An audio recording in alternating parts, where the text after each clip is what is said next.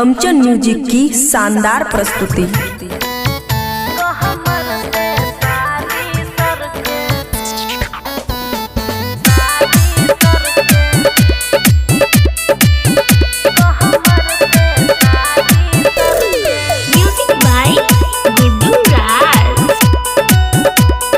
खुशी recording studio बलुआहा।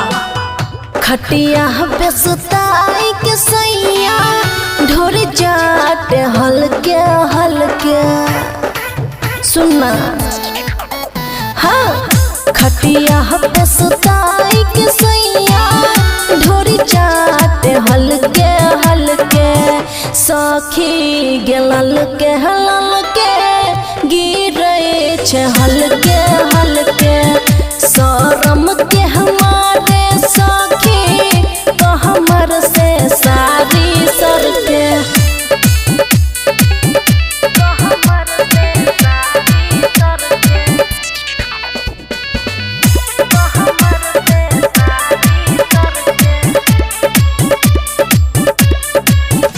उठे नो से नस दर्द रसे रस कर लहंगा हमर सखी लसे लस।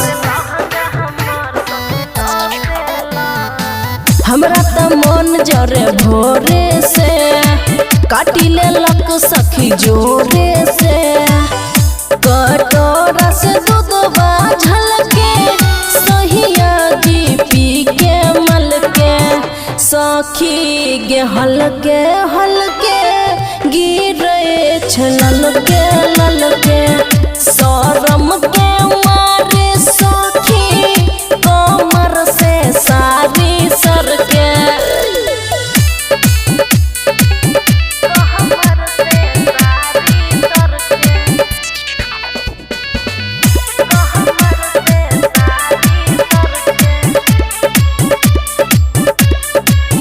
लागे साइट के कनी हाइट के मारे चौकी पे चोट सैया कैसा के।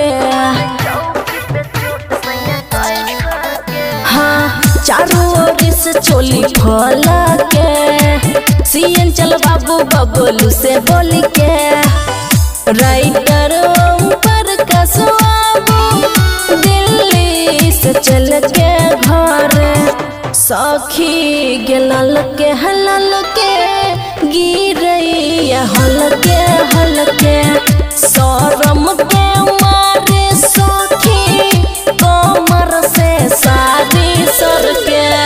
खुशी रिकॉर्डिंग स्टूडियो बलुआहा।